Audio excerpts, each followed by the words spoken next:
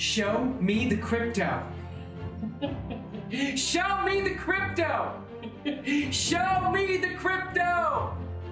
In a world on the brink of disruption, two men will bring you clarity by interviewing some of the most intelligent and influential names in the blockchain world. Welcome to Show Me the Crypto with your hosts, Wade Patterson and Ulf Lonergan. Well, hi there and welcome to Show Me the Crypto. My name's Wade Patterson. And I'm Ulf Lonergan. We're a couple of friends from Canada who love learning about cryptocurrencies and blockchain technology, and we're happy that you're along for the ride. Whether you're a crypto virgin or you know your way around the block, we hope our interviews with some of the most intelligent and influential people in the space help deliver you with value. And on this episode, we're joined by Alex Adelman, co-founder of Lolli. While the vast majority of the population doesn't own any Bitcoin, Alex is on a mission to make Bitcoin accessible to all. His company, Lolli, credits its users with rewards in the form of Bitcoin when they shop at any of the 1,000 plus online merchants that they are partnered with. Alex is a believer that behavioral change doesn't occur in big shifts, rather over time through things people are already used to. Alex, welcome to Show Me the Crypto. Thanks for having me, guys.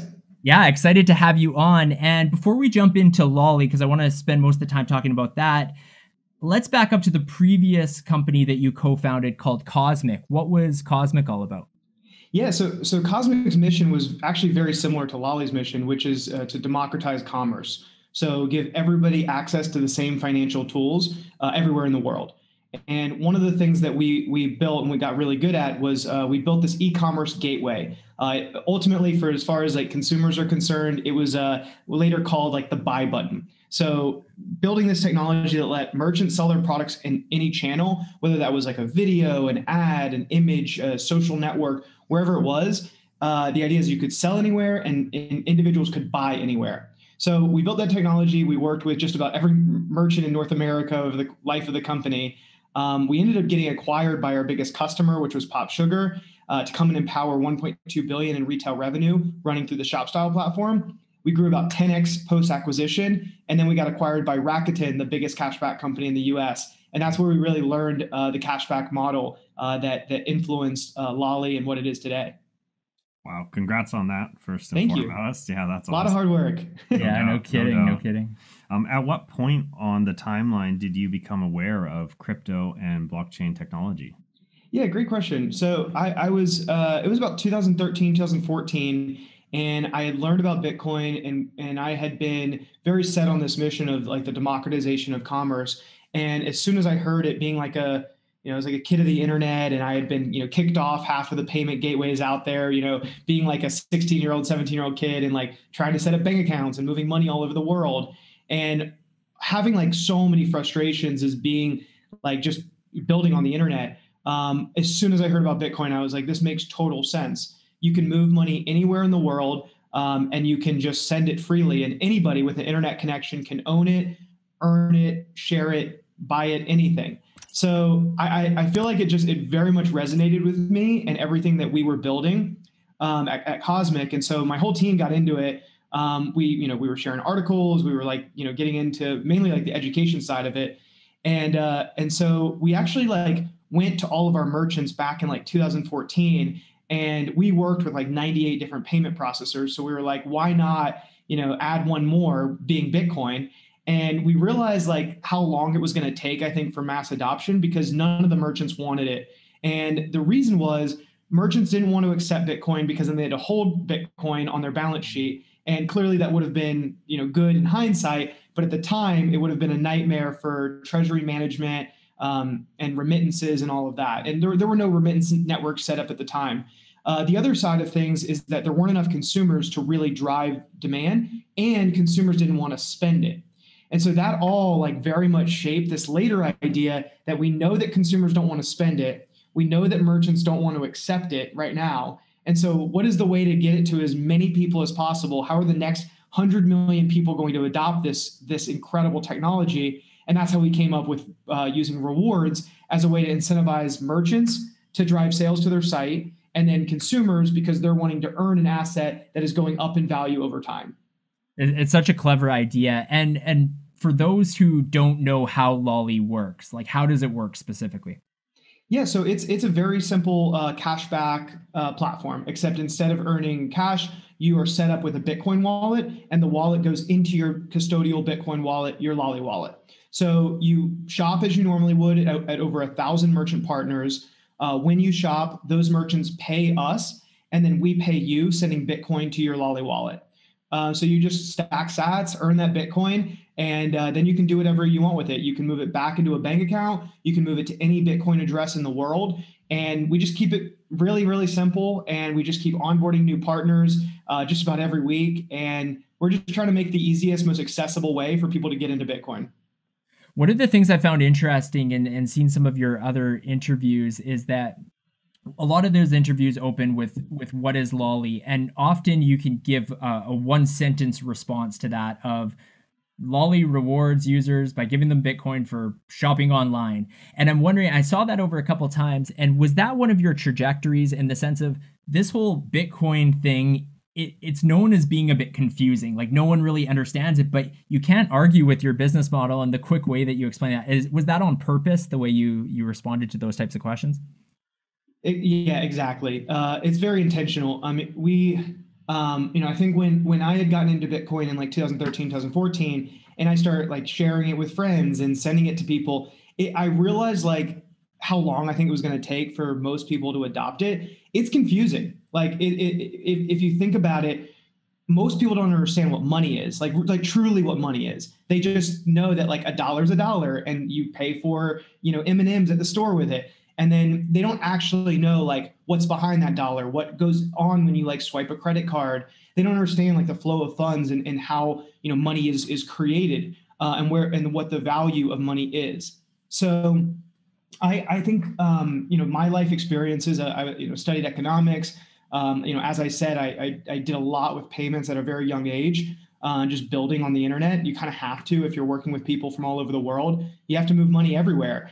And I think I had a lot of learnings that were specific to my, life and career and everything. And I would say I took a lot of like empathy in knowing that like most people didn't have those experiences, and most people are totally fine paying with cash. But what they don't realize is the cost of inflation is dramatic. They have no control over how much their government is printing money. And so I think that the future is everybody being on the same page about what their money is, everybody having the same rules of their money, and also not having to pay middlemen if you don't have to. So paying, a percentage and a half minimum, and on average around like 4% or so on every transaction just makes no sense in this future, right? Like I should be able to move money anywhere in the world for free. We literally have the technology to do that. And yet I can't do that right now with fiat technology. And so crypto came along, Bitcoin came along, and basically just made it almost free to move money anywhere. And I think that it's just inevitable that like once the world recognizes that this is better money, then they're going to shift over. It's just a matter of time, and it's a matter of incentives. And that's where Lolli comes in to just make it so clear and so simple, and that like one sentence to explain Bitcoin and how to get involved as easy as possible.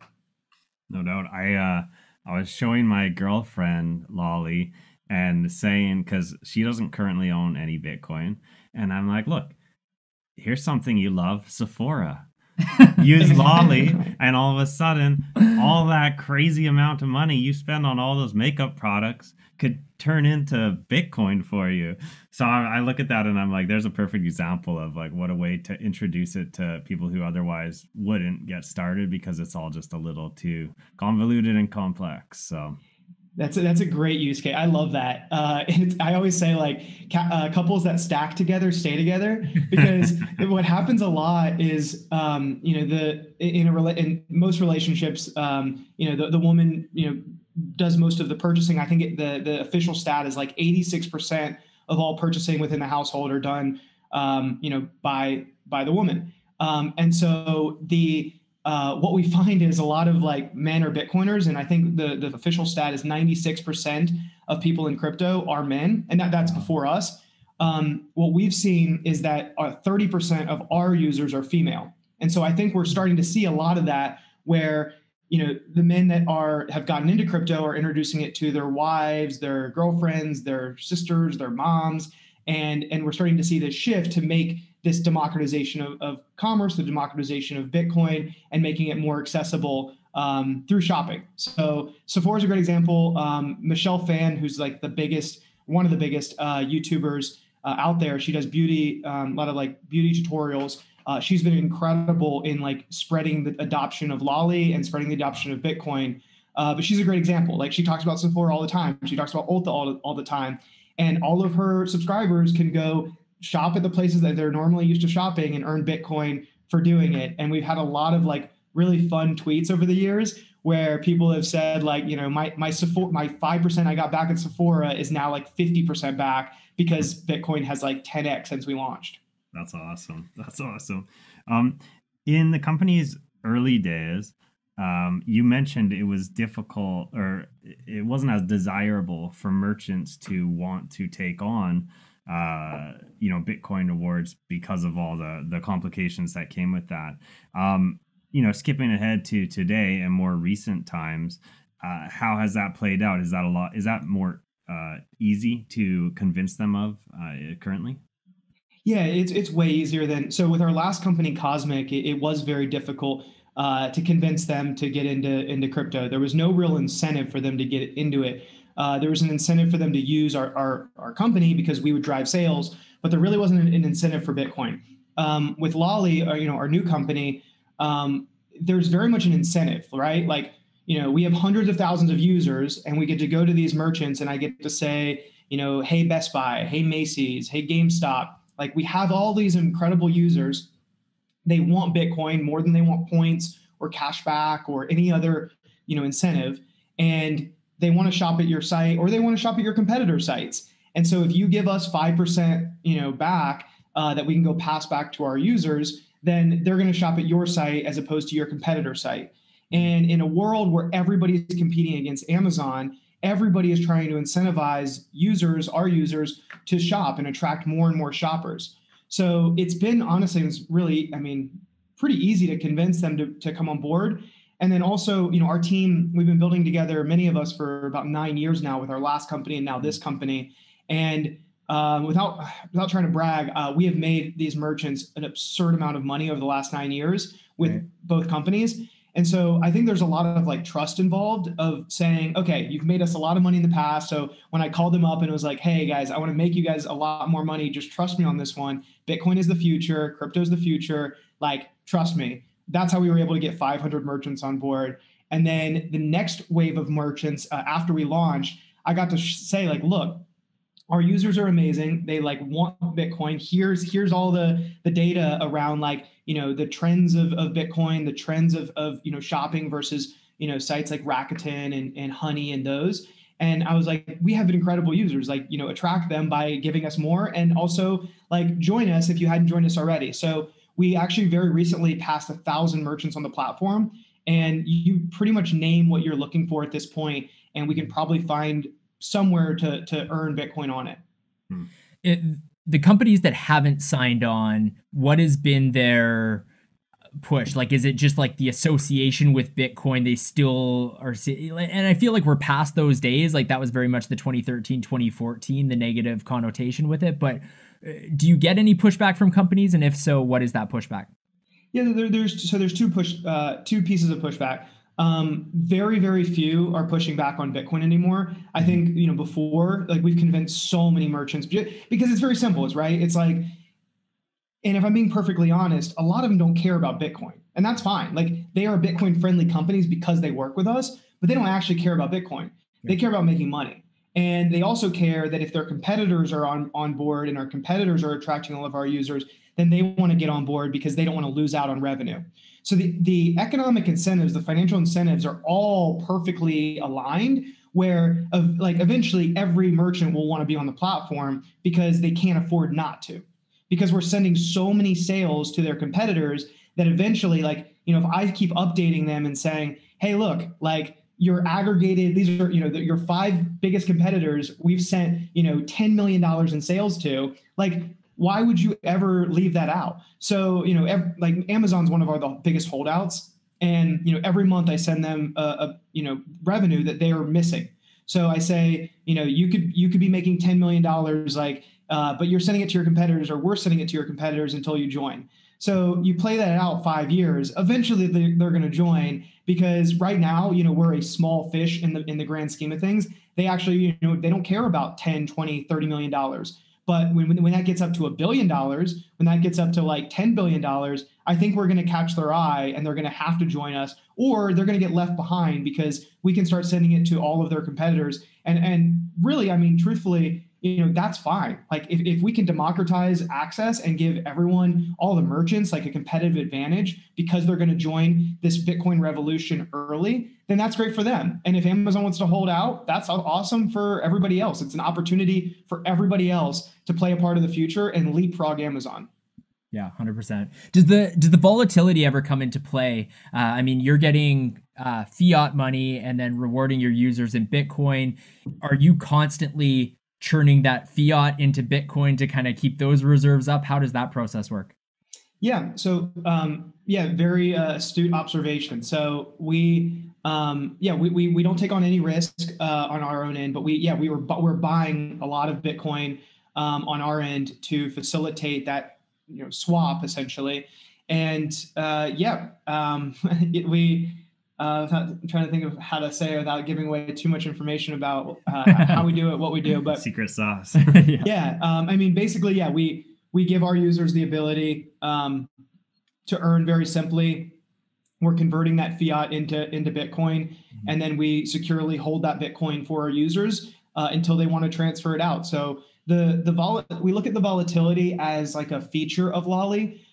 If you're used to like cashback programs or point programs, like cashback programs, that getting $1 is getting $1, right? If you're getting a point system or point or whatever, you don't really know how much that point is worth. It's kind of this like arbitrary amount. And so most people are sort of shying away from the point system model. Then they're starting to look at like cashback models, or in our case, Bitcoin models, because there's like a source of truth. So with our model, you could earn one Bitcoin. It's a lot. Actually, we've had people earn 2 Bitcoin. So it's not that much, but we have some crazy like active users that have earned a lot of money. But for somebody who's earned, let's just say like they earn $5 in Bitcoin.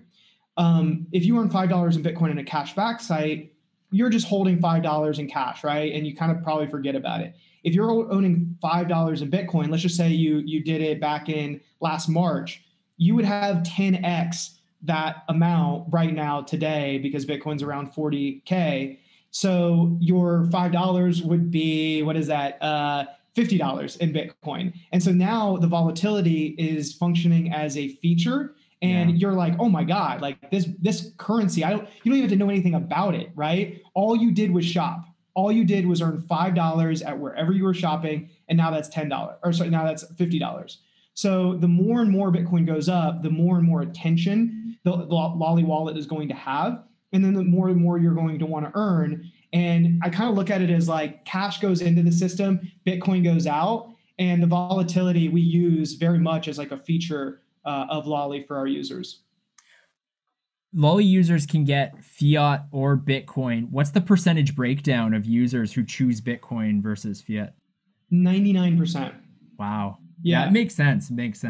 Yeah, I mean, there's so many cashback programs, and we actually like have higher rates than most cashback programs because of our deep partnerships, and also because our users are like awesome, and most of these and they're younger users. The primary age is around 20 to 30, and a lot of these big merchants actually want to attract a younger audience, so they're willing to have higher rates to attract our users. So it's kind of this like perfect demographic of users that like our merchants really want to attract. So we have super competitive rates already with the cashback programs, and it ranges. I think it's up to 30%, and it's on average 7% across all of our merchants. So it's not like credit card points. It's not like debit card points where you're getting like 0.5% or 1% back. The average is 7%. Up to 30%. What kind of company is giving back 30%? A lot of like digital products. If you think about like where, like really it comes down to margin. So if you're running a business with like 80% margins or 90% margins, I mean, software is pretty much that, right? Like, so they can afford to take 30% of their like 60% margin or whatever it is, and then put it back to the user to go, buy something. So really just like high margin businesses are able to facilitate the higher transactions, and low margin businesses like electronics, for example, that's why you see like just lower, 1%, 2%. And we have some electronics merchants that are like 5%, but that are trying to, compete with like the Best Buys of the world.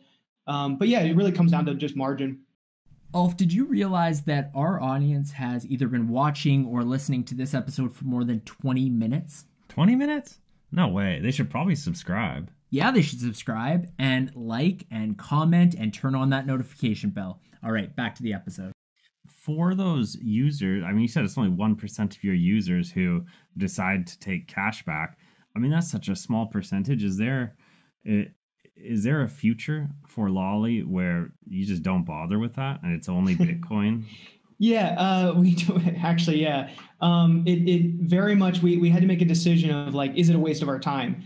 I do believe though that we need it to be there, because I think that those users are very important. Somebody who has like 10x their like not all of our users are like wealthy Bitcoiners, right? Like a lot of our users are like unbanked or underbanked. So if they are not able to like take that out in cash, like if they've earned $100, like that $100 is like very meaningful for them. And right now there's not enough places that accept Bitcoin. So I feel like it would be a disservice to some of our users if we didn't give them the ability to go back into fiat. And some of our users, when they want to take gains, and that's totally understandable. And I also think that when people take gains, it's kind of a good learning lesson. It's like, oh, I should have just held. So it's kind of funny. I feel like there's a lot of tools that we can build that provide analytics of like, if you had held, you would have earned 5 times more, and just teach people the psychology of around holding and saving, and Bitcoin being the best savings technology in the world. And can users make that exchange of Bitcoin value to cash value within the Lolli app, or is that something they still would have to first, find take out their Bitcoin and find another way to then do that exchange? Yep. So we support ACH transfers and then also Bitcoin address withdrawals. So you can move it to any Bitcoin address in the world, and then you can also exchange it for cash into your US dollar bank account today. So we try to make it like really, really simple on like not just the onboarding, but also on the offboarding as well. Just keep it simple. That's the goal. Alex, one of the things I've heard you say in a few other interviews is that you don't sell users' data. That's not one of the ways that your company makes money. Why is that really important to Lolli? I'm a huge believer. I mean, we're all privacy nuts over here, and so that's one piece. Yeah. And so maybe if someone different was running the company, they would feel differently. And there's a lot of companies that sell people's data and then don't even care about it. And I very much care about our users' data. I care about my own data, and I'm an active Lolli user, and so I don't want my data being sold. So why would I want our users' data being sold? I very intentionally built this business to not need to sell data. We make money from our merchants. They pay us when our users shop their sites. We make plenty of money from that transaction, and our merchants love that. So they don't like selling data just like doesn't make sense to me unless the users want to sell their own data. So I think in the future, there will and could be ways where you enable the users to essentially check boxes of what data they feel comfortable sharing, anonymized and aggregated, of course. So we can do our part to protect somebody. And so you could imagine a world, I think in the future, whether we do it, whether somebody else does it, where users take full control of their data. So you would say, I am 30 years old, I am a male, I am, single, and I'm living in this city. And you would be able to say, I'm shopping at this company, and I want to opt in for that for an extra 2% back on this order. And so that's, I think, the future of users managing their data. And no one would ever know that it's like Alex that's doing it. They would just know that this demographic of a person is buying from the site. And so the merchant would clearly incentivize that because they would get that data back. but I'm a huge believer that people should be in control of their own data. So that's how I see the data selling ecosystem evolving. And I think we're in a really good position to be able to facilitate that down the road. That makes a lot of sense. So we're up here in Canada, and I'm not an expert on US tax law, but I did see that I believe there was a podcast I was listening to, and they were talking about some changes that came in 2019. And there's a section there that talks about any American taxpayers asked if they accumulated any crypto and needed to report that on their tax returns. So does Lolli feel a responsibility to provide guidance on this, or is that something that users need to be reporting, or how are you navigating that? Yeah, so we always recommend. Look, I'm not a CPA, and even though I work with a lot of CPAs, I can't give advice on that. We do have several blogs written by CPAs that we've employed that give full guidance on what to do with your crypto earnings. So we fall in a very interesting tax category. Rebates are not treated as income, as taxable income. And so I encourage everybody to do their own research, consult with your CPA. But it very much is like this interesting loophole in tax law where if you're getting a rebate, it's treated very differently than if you're getting income, say through a job or through a task. Very interesting. One of the things you mentioned before is like some customers were at different points, because when you launched, I think it was around $3,500 was Bitcoin's value. Are you collecting data and stats on that? Because that's going to be like, already it's fascinating, some of the stories probably of what people have earned over, maybe buying a trip back when you first launched. But is that something that your company is planning on collecting, and just for like the interest stake, like, hey, this person became a millionaire because they bought this one thing or something along those lines? Yeah, that would be awesome. I would love to have made many millionaires through this. Yeah. Our users across the board have earned just over 2 million in rewards. So we're a very early stage company, and I think that is a lot of money to have given away, and that's all merchant funded. Like this isn't like, we haven't raised a ton of money to go just give away $2 million. Like our merchants that are Bitcoin friendly merchants are giving away Bitcoin to these users, and our users have earned over 2 million in rewards. So it's a significant amount of money, and as Bitcoin continues to grow, that number will grow. So I would love to have made many people millionaires. I think our biggest users have the maximum people have earned, I think, is just over 2 Bitcoin. So, these are, a lot of people will use it for work, for purchases through like office supplies, computers, that kind of thing. And travel is a huge category for us, especially before COVID. So I think there's this like misconception that you're just going to earn like a few extra dollars. Like there's people that have earned like many of our users have earned hundreds of dollars or thousands of dollars. And some of our users have earned like tens of thousands of dollars. So if you treat it like religiously, if you're like, okay, I'm about to make a purchase, I go to lolli.com, I search for that item, like you can earn a serious amount of money. And then clearly when Bitcoin goes up, that becomes an even bigger amount. That's awesome. For merchants listening, potential merchants, or even just to better understand how you handle that side of the business, is the cash back that the merchant gives, is it always just a strict percentage of the total cost of the sale, and that's purely measured in fiat dollars, that then however you guys handle the conversion, that's done on your end? Or does that ever fluctuate again along with Bitcoin price or things like that? So the percent goes up and down based on the merchant and what they want to pay us that month or that week or year.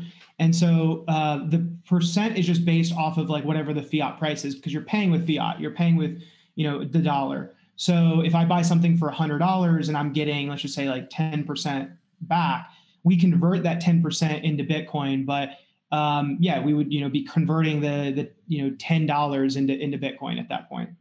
Gotcha. Will Lolli ever extend beyond Bitcoin into some other cryptos?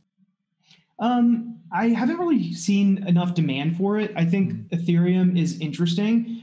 Just as on a personal side, I find it interesting. It's I think that it's very, very early. And I don't think it's ready for like really mainstream adoption yet. I think it's very much at this point, it's for people who like engineers that are building. It's not really, it's just so different than Bitcoin. It's like inherently different.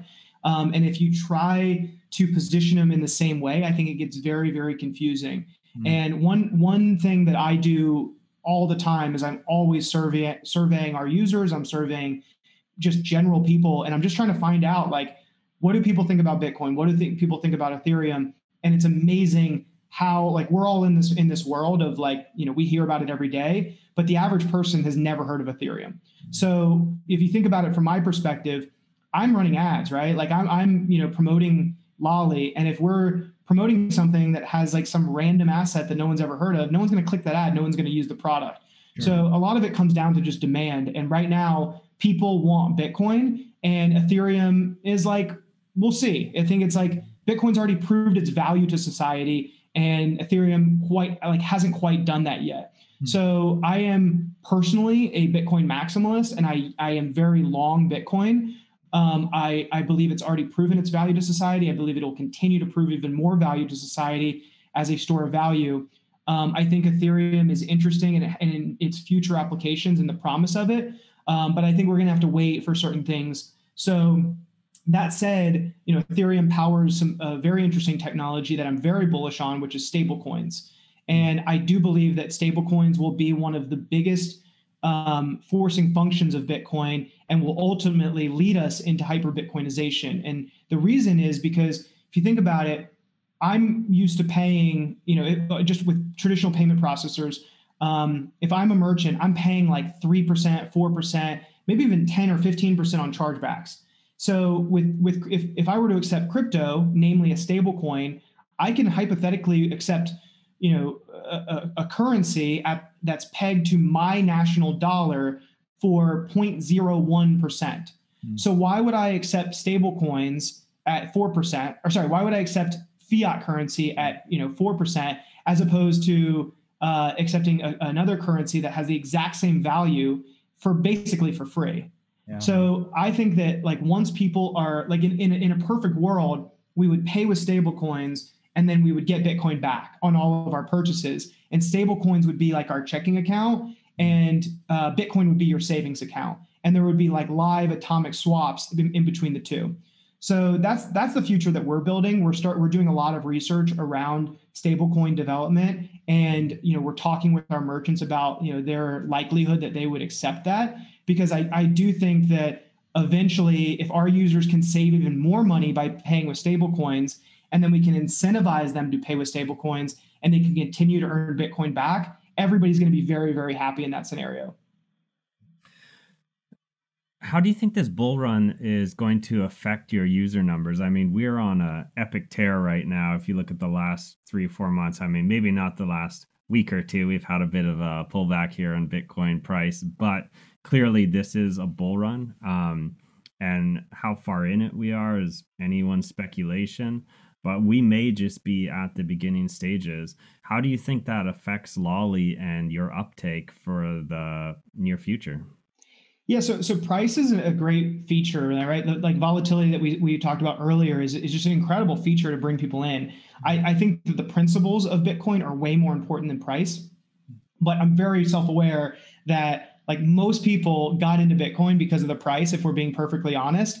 And the price, everyone thinks that they're going to go make all this money. And then as humans, our natural inclination is to ask why, right? Like, why am I getting more money? And once you start to ask questions, then you start to find out about money, right? And the more that people can understand money, ultimately humans are going to pick the best money, and the best money will win. So if price is the way that we're going to attract 100 million users, and then it's our job to educate those 100 million users in order to teach them about the principles of Bitcoin that I think are so incredibly important, then, like, that's fine. I don't care how people get into it. And we will promote the price all day, knowing that, like, it's our mission to, promote the principles that I find so important to Bitcoin and the mission behind Bitcoin. Lolli's Twitter game's pretty good. Like it's an entertaining Twitter account. Is that, I mean, do you have kind of like a marketing team there? Like who's kind of responsible for that?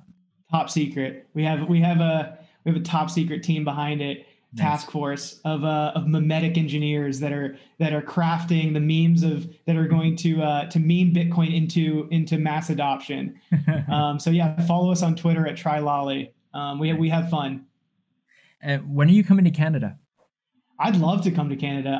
Montreal is one of my favorite cities in the world.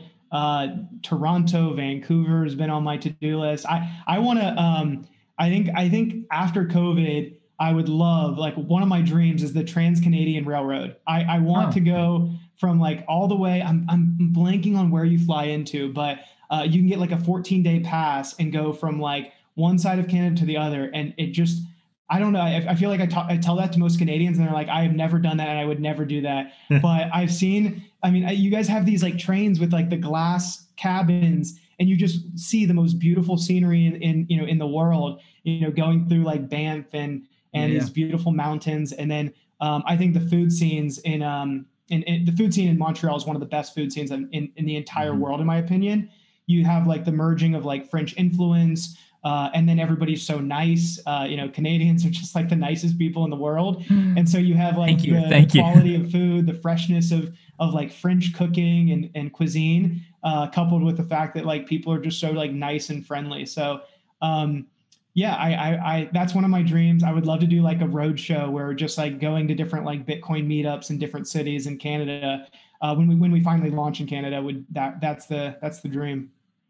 And about launching in Canada and elsewhere in the world, I mean, as far as I understand, you're only available in the US right now. That's correct? Correct, yeah. And Bitcoin's a global asset, and it's something that we're very like particular and dedicated to making sure that we have the best user experience across all areas.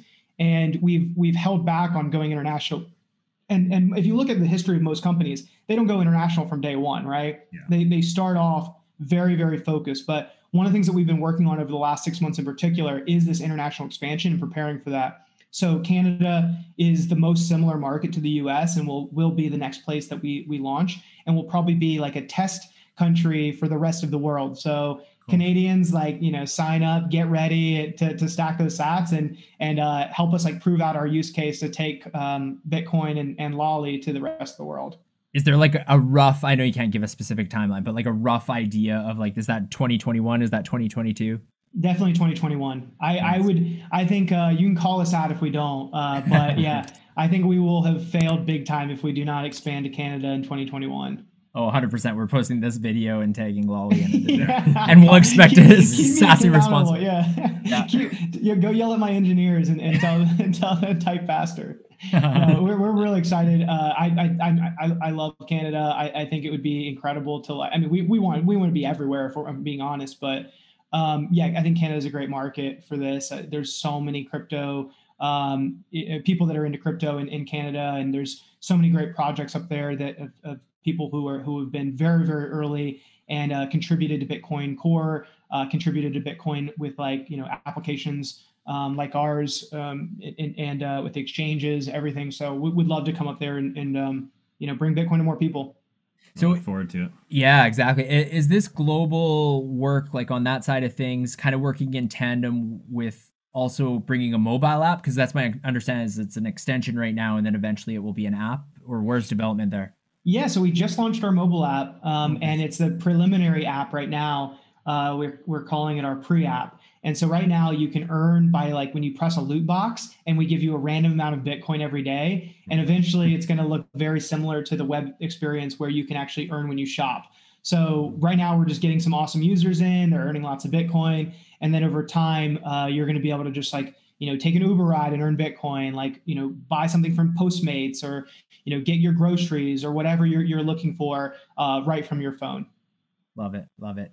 Well, Alex, this has been an awesome conversation. We like to end every episode of Show Me the Crypto with a little 3-question segment that we call You Had Me at Crypto. Alex, you ready for these 3 questions? I am. I hope so. All right. Who's your favorite person to follow in the crypto space? Ooh, good question. I really like Nick Carter. If you know him, NICCARTR. And I'll throw in a second one. Niraj always cracks me up at Coin Center. I like Nick. I think everyone should follow him. I think he's a very intelligent, very pragmatic thinker. And I've learned a ton from him, just like about all aspects. I think he's just a very much like a polymathic thinker, and he's just like hyper rational and has really strong, just really strong thinking on Bitcoin, and he has for many years. So I think like there's a lot of people that when they get into Bitcoin, then they they get sidetracked by something, and so I really like I think that there's certain people that have just like stayed true but continue to educate, continue to like almost like not get bored with the fundamentals and know that like we're in day one and how important it is to spread Bitcoin adoption. And so he's great with like educational materials and like teaching people about the principles of Bitcoin, and then also being pragmatic about exploring new areas as well, without shilling ever. So yeah, I would say Nick's great. Niraj is hilarious and talks a lot about policy. I've learned a lot from him as well. And he has great memes as well. Cool. What will the price of Bitcoin be 10 years from now? So I never make price predictions. I know a lot of people do. I don't. So This is a question. safe zone. You're totally this is a safe zone. Our secret. No, I to this date I've never made a price prediction. So I want to stay true to that. I do think while price is exciting for many people, I do think that it can bring people into through the wrong reasons or the wrong way. So the price, people are going to get excited by the price. They're going to see it on the news. They're going to pay attention to it. Clearly, it's gone up a lot. But I don't want to be responsible for anyone making irresponsible decisions. And that's part of our business model is like, we make it easy and like literally risk-free to get involved in Bitcoin. So I really much care about like staying true to that. So no price predictions for me, even though it's tempting because I am bullish. It's also like less about price for me. It's very much about principles and why. And so I always encourage like people should read the Bitcoin Standard. If they have the time and energy, I think people should like do their research, go to bitcoin.org, do your own research about like why Bitcoin matters to the world. Like there's a reason why so many people are paying attention to it. There's a reason why people are so bullish on it and why people think that the price is going up to, the nth degree. And a lot of that is because it's backed by principles. So do your research and then, make your own predictions of what you think that would be. But I think some good indicators for people to think about without actually making a price prediction is to think about it and look at gold and the market cap of gold. And if you look at technology, just the course of history, if you study it like I do, Bitcoin's better technology than gold. It's plain and simple. It's like backed by math. You can move it anywhere. It's divisible. I'm not going to go carry around gold. I'm never going to pay with gold. I'm never going to like really want to hold gold. Like Bitcoin is like better technology than gold. And so I do think there's going to be a moment of flippening where the rest of the world realizes, why would I hold gold as opposed to Bitcoin? And I think Bitcoin will be valued significantly higher than gold at a point in our lifetime. And that's really like, I think the next, big milestone. And if you believe that, like I do, then of course, like, the price of Bitcoin is going to go up from here. Right. That's a good answer. I know you call yourself a Bitcoin maximalist, and so perhaps there's only one answer to this question anyways, but what is the most underrated coin or project in crypto? Bitcoin. it's so funny. I mean, it literally is the most underrated project in all of crypto. And it's so funny to me. Like my friends all like that I said, hey, research Bitcoin in like 2014, and never said buy it. I said, research it. And they never read the books. They never read the articles I sent them. And to this day, it's the same answer. Like Bitcoin is the most underrated asset in the entire world right now. And it's like, I love the meme, like few understand this, right? And it's because like few understand Bitcoin, like few understand money. And if you understood money, you would know why Bitcoin is so important for the world. And it's still so underrated. So there's plenty of other cool things going on in the space. There's like DeFi, you know, Ethereum, you know, these interesting, you know, interesting projects like that are you know coming out. But I actually feel like those are overhyped at this point, and like, you know, the scalability and the dream of decentralized finance is not here yet. So, you know, until I see that future become very real and become reliable and scalable, like I think they're overrated right now, right? Like they're not scalable yet. So there's so many smart people that are working in the space. At a certain point, you know, I'm sure that they will prove it out. But right now, Bitcoin, I think, is the most underrated asset in the world. You clearly have a strong passion for Bitcoin. It comes through just when you speak about it, and I love it. Yeah, it's awesome. Thank you. Yeah, I care. Alex, this has been a blast chatting to you about Lolli and all things Bitcoin. Thank you so much for taking the time to chat with Ulf and I on this episode of Show Me the Crypto.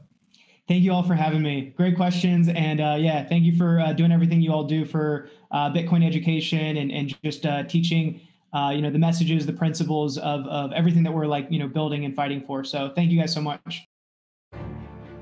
Thank you for listening to Show Me the Crypto. Please make sure to subscribe as well as rate and review this podcast.